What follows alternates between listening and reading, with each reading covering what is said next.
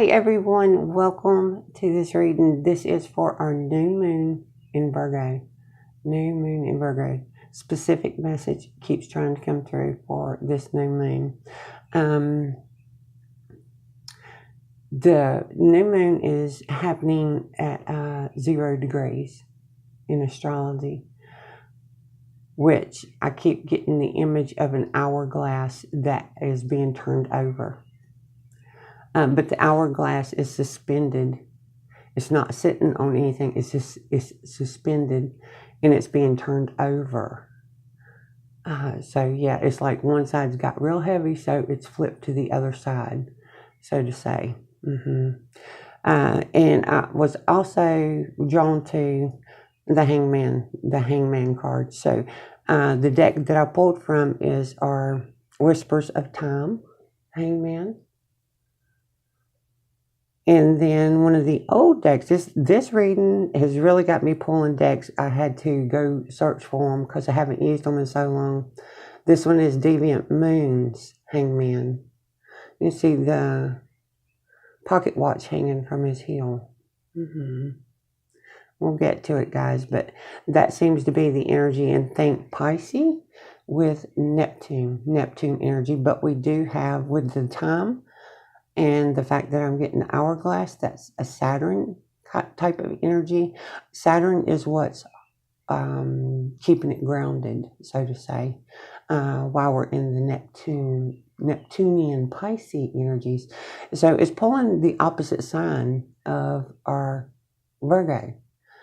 For some of us, and like I said, we hit 0. That's pure Virgo energy, but it will also flip to the opposite side for us on some things. I took notes. I sat and meditated, and what was coming through was a message to those who are teachers, may be stuck in the root because they're developing practical tools that can assist others. Stuck in the root, guys. What that is think your root chakra. Your root chakra. They may be focusing on constructing messages that are relevant to all, as the need to survive is not only a human instinct, but one belonging to all creatures. When I wrote that, I have to read back over what I write because I'm not really picking up what I'm writing. I don't understand what I'm writing most of the time. I got the image of somebody that knows how to think cats, dogs, domestic pets, not wild animals, guys, domestic pets. I'm picking up a collective of you that really have this intuitive ability to read these pets' energies. How do I explain this? Like, you may run into somebody, walking their dog, and you'll be able to pick up whether or not that dog feels bonded to their owner. Do they feel safe? You're like very empathic, not just to humans, of reading their energy, feeling it, but you can do it with animals also. And it's sort of profound. It's almost like you know how to, exactly what they're trying to communicate in human language and can convey it. That was powerful in itself when I got the image of it.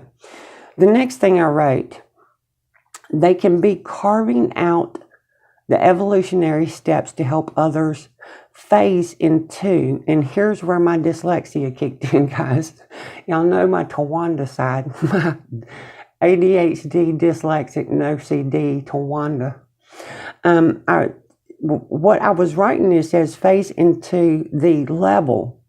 When I come back to, when I was rereading it, it had me diving deep on what it was trying to say. Because over here I wrote, was I meaning to write the or a? The level or a level? And then I automatically knew it was supposed, I was supposed to have put in new.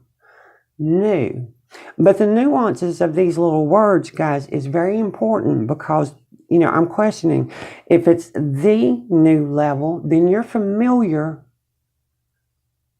with where things are going now. You're familiar with the path you're on. If it's a new level, then you're a novice. You feel like you're going into something it's like, I've never been here before. I've never tried this before. I've never done this before. You're novice. You're a little nervous about it. But for some of us, and it could be both, guys, for us, the new level and a new level. So take that as you will. But like I said, I mean, this is how my Gemini brain works, guys, with deciphering even what I write. The other thing I picked up was, where's the issue here? Because it's talking to a group of us that are teachers. We feel that calling on us to be a teacher. But I'm like, what's going on with it, though? What's the issue? And it picked up looping in survival mode, stumbling, stone, block, rock. Stone, block, rock. I have no clue why I wrote that, other than some of the confirmation, some of the stuff I was getting to share with you that might give you confirmation to know that, this message is directed towards you, so that you're one of those collectives it's meant for. When I wrote rock, what I got was bear.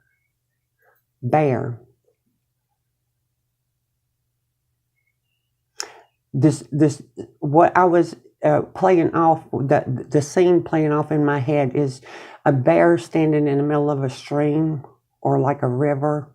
In the season where the salmon swim upstream, the bear was, standing on the rocks waiting for one of those salmon, one of those fish to jump out into its mouth. Because y'all know how the bears do when it's that season for them to swim upstream.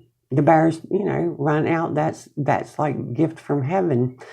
But in the scene, right before the fish is ready to jump, the bear and the fish connect for a moment.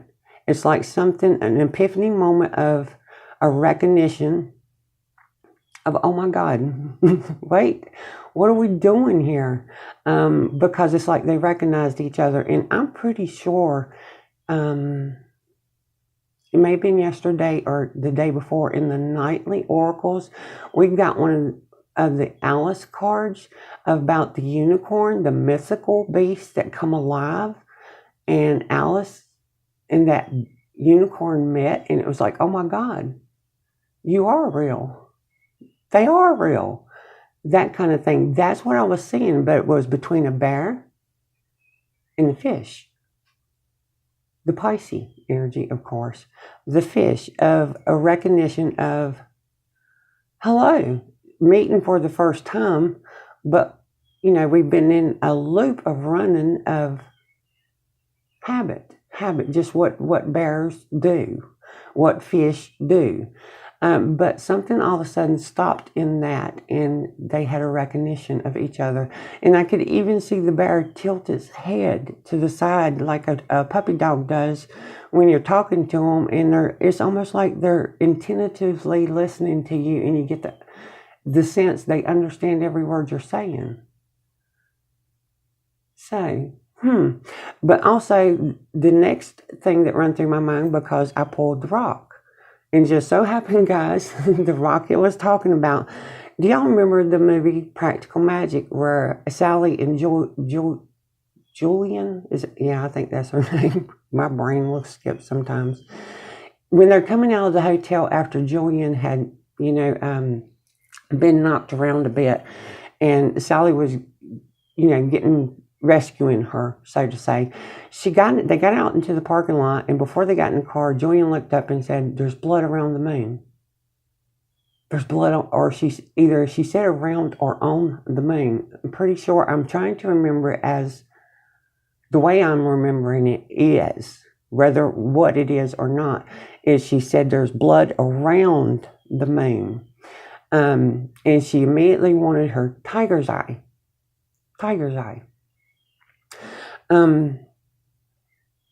The one thing about that want of the tiger eye is what started the whole issue with them. But it's not just the tiger eye. The tiger eye is the confirmation, but it's also the moon. The blood around the moon. It's like I'm being told to remind my collective what's behind the moon. The sun. The sun card. Sun card. Why am I saying card? The sun. And I've seen blood on the sun. Not on the moon, but on the sun. Washing over the sun. Now for me, guys, to understand that is like your moon is your subconscious, unconscious. It's the back of your head. Your sun is the face. The face you put to the world. The front of your head. So there was blood on the front, the identity that we're projecting into the world. Blood. Yeah, and what that means is we've masked, been feeling like we live a fake self, a fake reality. So yeah, but it was just a reminder that, you know, the moon reflects what's happening on the sun when we can't see it. So yeah, those were some of the confirmations. And for some of us, it's not just this tiger's eye, the gold, the brown, the yellow.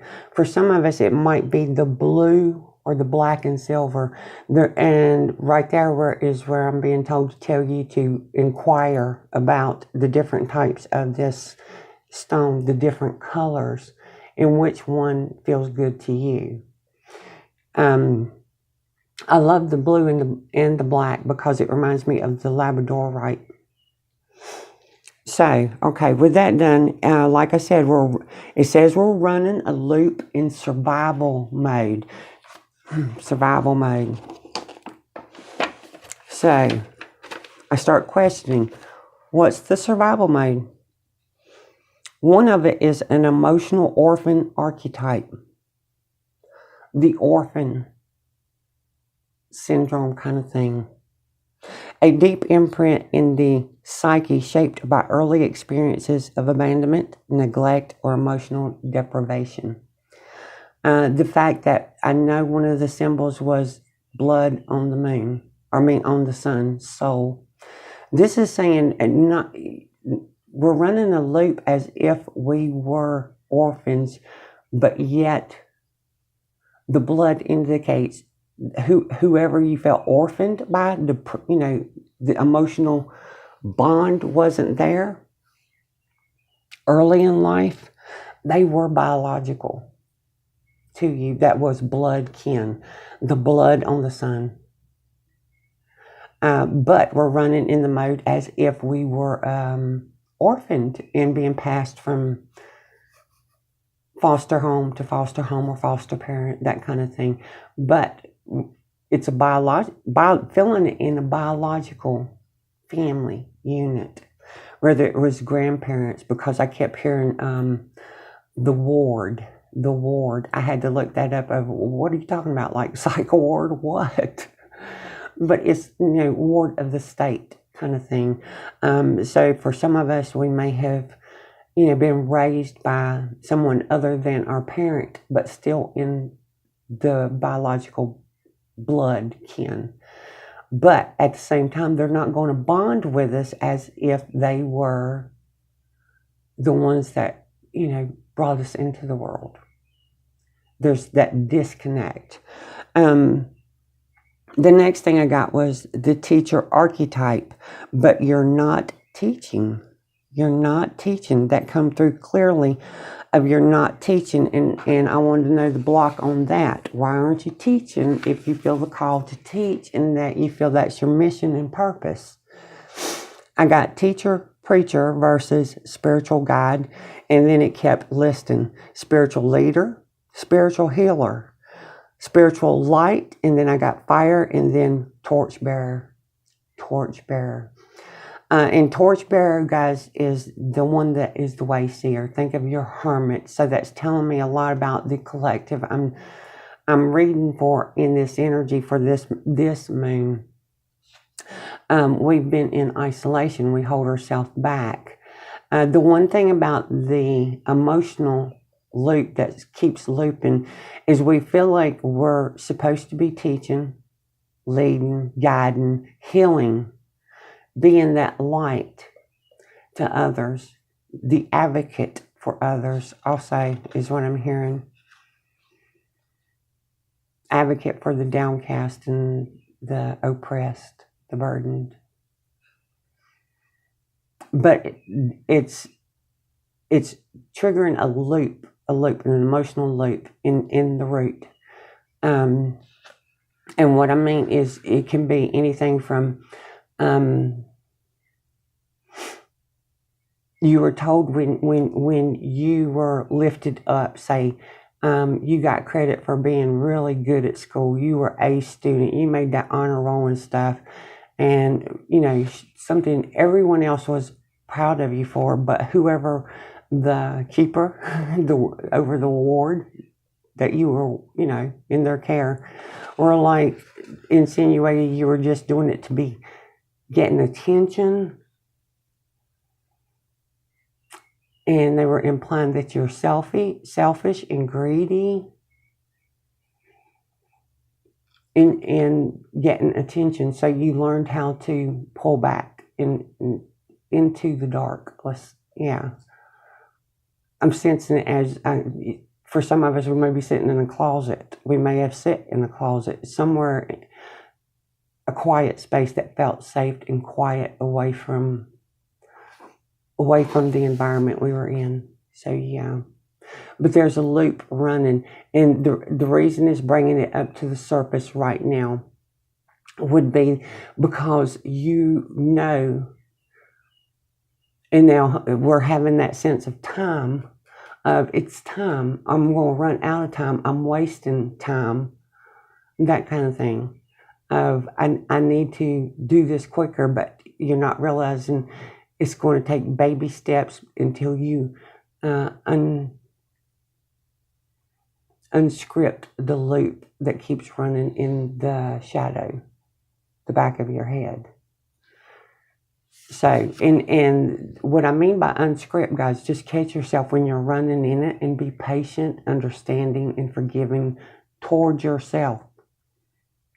When you're running in that loop, where you're pulling back, where you're maybe gaslighting yourself in your own critical mind. You're just looking to be esteemed, to be lifted up, to be popular. You're very greedy and selfish, that kind of thing, when you know you're not. But something will trigger off and make you feel like you are. So the next thing was I got to the Hangman when I wanted to see the Hangman, and these are the two decks I was drawn to. The one thing about our Hangman, the upside down position of the central figure represents the inversion and suspension of consciousness, which takes place in meditation, enabling the spiritual aspirant to see beneath the surface of the external appearances to the watery mind stuff. The watery stuff, guys, is your Pisces, Cancer, Scorpio, but specifically Pisces energy. Most people say the moon is the ruler over Pisces when it's Neptune. Hangman, Neptune energy. This is Pisces energy.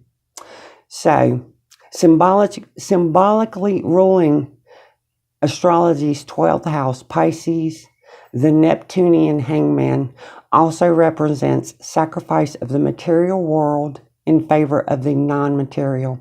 But the Hangman's attachment to the T-shaped tree is Saturn, of Saturn indicates that his body is still in this world, if not his mind. The main theme of this key is that the reversing of the illusions of separateness caused by our external senses. The one thing about this one, guys, you may be feeling like, and you may, in your environment, the world we're in, may be making you feel like everything is just crazy. Unbelievably crazy. Where are we headed? Where is all this headed? Is the world ending? You get a lot of that new world stuff. And like I said, one of the things was a new level. Nothing's ending. We're upgrading. The hourglass that I'm talking about is literally the hangman. The hangman energy. And the one thing I want you to realize, because I feel like a lot of us have done a lot of self-work, a lot of self-awareness, that we are in the process and learning that the process of healing our wounds is ongoing, because those wounds are in the back of the head, and we have to wait for them to surface before we can actually acknowledge that part of ourselves and allow it to alchemize. And you alchemize it just by recognizing it, bringing your consciousness to it, and being merciful and compassionate and understanding with that part of yourself. That's how it alchemizes. But the one thing I want you to understand about this one is we're talking about spiritual inspirant. We think about our third eye on our forehead, the third eye that activates, that gives us our psychic intuitive abilities. When you have a shift, guys, and you are shifting, it's calling and telling you the shift is an internal shift on your polarities, not the outer worlds. It will feel like everything in the world is ass backwards. Let's put it that way. Reversed. The theme is reversed. Everything, you're looking at everything from a different level. This means that the third eye in your forehead activated, but when you flip over, where's your third eye now? It's in your solar plexus. It's in the solar plexus, your belly button, guys, your belly button. You're seeing things differently in a different way. Your activation is, you're still in the world, but you're seeing the world in a different way. You're seeing yourself in a different way. You're into the shadow of yourself, the watery depths of yourself, and the high priestess is bringing up stuff for you to look at that will help move you forward. And as you move forward, do the alchemy that you need to do, you're helping the collective consciousness and unconsciousness evolve. When you do your own inner work, every one of us counts. Even the smallest sparrow is counted by the divine. It's important. We all play a role. But the main message was to get a point across to you that your third eye, because your polarities are turning inside you, you're upside down now. Your third eye now is the sun, the blood that was on the sun. It's your chariot card. It's your Cancer energy. Helios is in the chariot card, and he's crowned with Ishtar, or Hathar's star. Ishtar, star. Your third eye is now awakened in your belly button, your solar plexus. So it's going to cause some shifts. Be patient with yourself, guys, and remember, try to center yourself and understand yourself of you're seeing everything in a different perspective now. In a reversed upside down, everybody is ass backwards, aren't they? That's what it will feel like. This world is just what is this place? Why am I here? Why am I here? That kind of energy. So it was really important that I point that out. Guys, I'm going to pause the video because my memory card is going to glitch on me. And I'm going to come back and finish the next half of it.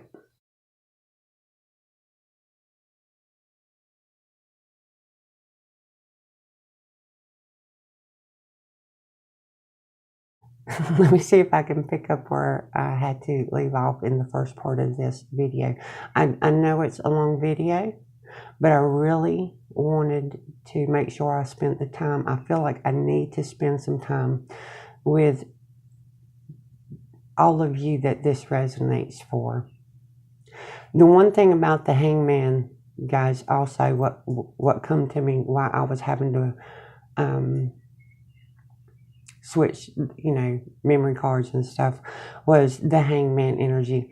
The third eye of the goddess is in the solar plexus. Think of the baby in the womb. When it's right before time to be born, the baby turns. This is what Hangman is. You're turning in the womb. You're given, the new you is being birthed from within you. Now remember, that can be triggering and make some of us feel like, because sometimes when this happens, it's a little traumatizing of, am I dying? Am I dying? You may feel like I'm getting ready to check out of this world. But guys, you're not. You're not, because the whole point of Saturn being in here, nailing you, holding you into this realm, because you're needed to birth this new you into this realm, into the 3D matrix. It's your time. Alone, and you're not the only one birthing. There's a lot of you birthing at this time, coming in new.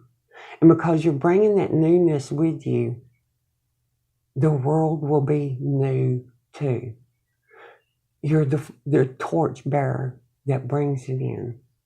So, just so you'll know, because I know this feeling, guys, it happened to me a while back. And it can feel like a Kundalini arising, awakening. For some of us, it'll feel like the dark night of the soul, one of the hardest, hardcore dark nights of the soul. But just know you're okay. And to help you get your bearings, because you've turned upside down, your third eye is awakening in the goddess's third eye, which is the solar sun plexus. The goddess of the moon, high priestess. She rules Cancer. And Cancer, what card? What key card? Is the Chariot, Helios, being crowned by the goddess. Helios. The sun, being crowned by the goddess. So, just so you'll know, any of you feeling like, I'm really freaking out here, I'm breaking sweats, I'm having anxiety, heart palpitations. I'm sweating from the palms of my feet, not my hands. It will be okay. Breathe through it. Flow with it. Do what you need to do. Put your cold rag on the back of your neck when you're breaking that sweat.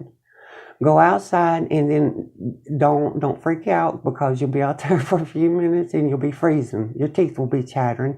Come back in. You just go with it. It's like a hormonal menopause, last ditch effort to re-kick in something, and you have to ride the wave of it. It's one of the feminine mysteries, guys. Yes. So just know it gets easier as you go. But to help you get the bearings, picture it. Just know you're being born. You're not dying. There, it will feel, because you are. It's that birth, death, rebirth cycle. The wheel, the rotor within the womb, within inside you. Whether you're male or female, we all experience it. So, the next The next card I was drawn to, the next deck, I had to go pull this one. I don't like using this one because it's out of print. And if I keep messing with it, I'm going to ruin it. But I'm going to pull it anyway and start using it for a reason. The Heart of the Phase. The one card that it had me searching for, I kept thinking it's the Quest card. The Quest. But in actuality, it's not the Quest. It's the Question card. 60. Virgo. 6 Virgo. Yes, but it's 60. Oh, 60. Don't y'all just love these cards, these images? I'm going to read a little bit to you on this one. It says, intention, dialogue, answers. In fairy, questions are very important. Questions, answers, and wishes. All those things that help or hinder us on our journey are very much a part of our relationship with the fairy. Who am I? What is your quest? Why have you come here? And what do you seek? Are questions often asked by the individuals you meet in fairy. They don't as often ask you who you are. It is more important for you to discover who they are. Now remember what card in Alice in Wonderland where the unicorn and Alice meet. Myth is becoming real for us. It's waking up. The unicorns are real. The fairies are real. We're seeing where the energy is alive for us. It is important to know why you are traveling in fairy and be able to express that reason.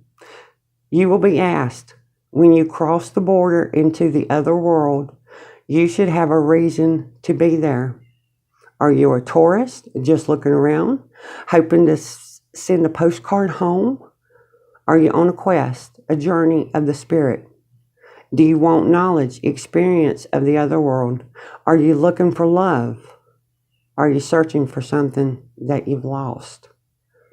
If you drew the question card in a reading, try to answer those questions for yourself. When you have answered, you can ask one of your own. What is that question, or whom are you asking it for? If you are clear about your quest in fairy and in life and what you seek, you will then be able to ask the right questions and be ready to hear the answers. It's never about the answers, guys. It's about finding the right questions that we need to be asking ourselves. So we're off onto a new journey, a quest of questions, a quest of questions. I do feel like I need to pull some cards. Which deck? Okay, yeah, I'm going to pull on the Hangman. We are going to use our familiars. I feel like our familiars, especially with this group, you'll be able to... They'll communicate better with you. You'll be able to understand them better. On our Hangman, on our Deviant Moon, the Sentinel. On our Hangman from the Whispers of Time, the Novus. The Novus and the Sentinel. That pops us back to where I was saying about the... What was it? Is it the new phase, the Sentinel, the one that's got some experience? Or a new phase, a new level? Or both? I think it's about both. Let's see what they want to tell us about it. Because Sentinel will be I'm familiar, I'm getting it. Over here is the Novus of, I don't know what the heck's happening. What is it saying? The tribe. Build the tribe to know you're not disconnected. The whole point of the Hangman also is to realize that you're not the only one experiencing it. That to get rid of the illusion of separateness that's been caused by the external senses. You can never be alone. and to start reaching out to others. Don't keep holding yourself in hermit mode. Step out and reach out to others, so they also know that they're not alone. On your quest, let's see, on this quest, the questions, sandwiching it. Let's go from side to side. The secrets, the lover, the fearless. Bottom of the deck is pride. The one thing I want to say about this pride card being on the subconscious, that's going to bring in the loop, the survival mode loop, that's being, being influenced by the orphan, but also that I didn't bond with my parents. I didn't bond with who was supposed to be my parent. They weren't emotionally there for me. And I couldn't bond with them. And for some of us, we may have just stopped trying to bond with whoever it was in that sentinel, because that sentinel will also have something to do with the ward. Because I'm seeing ward, patience, and then sentinel. The ward of the state. You inherited me, whether you want it or not. That kind of thing. We may have pulled away from them because we didn't want to be hurt anymore. So we accepted the coldness and we reciprocated the coldness towards them also. And like I said, for some of us, anytime that they would, that we would engage, it would be like, you're just doing this to get attention. They were making you feel like you were doing something wrong, that that your intentions weren't pure, and that will have set off your internal critic that gaslights you, not everybody else. This is you gaslighting you out of your own desires, your own goals, your own ambitions. You put a light on it. You stop yourself from going after what it is you truly feel like you need to do, because there's something that's telling you you don't have a pure heart for that. Think of being esteemed, lifted up, others appreciating you and your wisdom. And right now, we are needing to birth a new aspect of that into this new person that's being birthed. The fearless, the courage. This is the shadow of you being too prideful. You're being too egotistical. That's on your subconscious. That kitty cat showing you is on your subconscious. Of, you just full of yourself, aren't you? Mm-hmm. When in actuality, the deep down truth of yourself knows your intentions are pure at heart. Innocent and pure at heart, but yet you got that script running that makes you believe otherwise. The secrets. The fact that your third eye in the solar plexus is coming open is showing you some of the secrets of the things you've been running on, how you got programmed, how you function in the world, and it's showing you why the loop started to keep you where you've regulated yourself. Those are your own internal secrets being revealed. Question you'll ask, you're going to find the right questions, and you're going to get the answers. They're there, guys. They're there, right there. This has you, the Lover's card is really opening the heart back to love. But before you can do that, you have to open the love towards yourself. You have to be able to parent yourself, the parent that you didn't have off of that emotional orphan archetype script going on.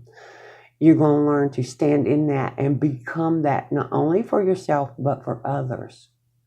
But you're going to do it in a balanced, healthy way with healthy boundaries, where people aren't taking advantage of you and your sensitivities. But it's also got you making new choices. Dead on, determined, think Chariot card, determined choices. where you stop second guessing and doubting yourself, and you override any script that tells you, oh, I don't think you should do that. You're just doing it for attention. That kind of thing. You'll override those scripts. You'll understand the script. You won't get mad at yourself. You won't belittle yourself for that programming, that looped script running. You'll understand it, and you go, it'll be okay. You'll be okay. Just relax. You'll be okay. You do that inner dialogue of soothing yourself, of being the parent that you never had. The fearless is you learning how to deal with this energy, your fire energy, because you're a torch bearer. You're the wayseer with the torch. You're learning how to build your confidence, to float your confidence in the emotions without inflating your ego, the shadow part of your ego. You're learning how to ignore the ego and what it's telling you and all the dark stuff it's telling you, and you're building true confidence, love and confidence in the true strength you need. I love this, guys. This is beautiful reading. I don't know how else to put it. It's just a beautiful energy. I will close this off, though. I'm going to go ahead and close this off because I know it's getting long and you may have your moon rituals you want to do for yourself without me. I'll be with you in spirit, though, guys, for real. I will be pouring it out with you in spirit. Let's get you a talisman. I had pulled this out. I wasn't ready to do this reading, but it started flooding in. And I had pulled this deck out and thought, well, I'll put it back on the shelf until I'm ready for the other reading I was planning on doing. And it was like, no, don't put this one back. This one is supposed to be. It's our Talisman Oracle. Let's get you a talisman in your new birthing process. You got good fortune. Hold it up here so you can see it. Good fortune. Let's see what this card says. And like I said, guys, remember, I will put your star sign, your rising sign, in the houses that are being influenced into the show notes, the description box. Where am I at here, guys? Finding love, good fortune. Finding love and good fortune, yes. In a reading, in ancient Egypt, the scarab beetle was a symbol of good fortune, rebirth, and protection from jealousy. This card indicates prosperity and long-term success. It could also mean a miracle or a blessing. This, however, is not a passive fortune. Now is the time to formulate new ideas about the path you want to follow. Decide what you are interested in and take action, because luck is on your side. This card can ease the hard work that needs to be done to get to the finish line, but it's up to you to see yourself through. You will resurrect. Ooh, guys, I love this. You will resurrect your power when you encounter obstacles on your way, but you need to stay focused on your goals. Don't forget to celebrate your success. The scarab, what you thought was of no use, you're finding it is the actual pearl. It is. What you've been through, what you're going through, that's the real gold. The scarab. The scarab that kept rolling the dung beetle. You know, that dung beetle scarab, rolling that dung around on the ground the whole time it didn't realize it had wings on its back.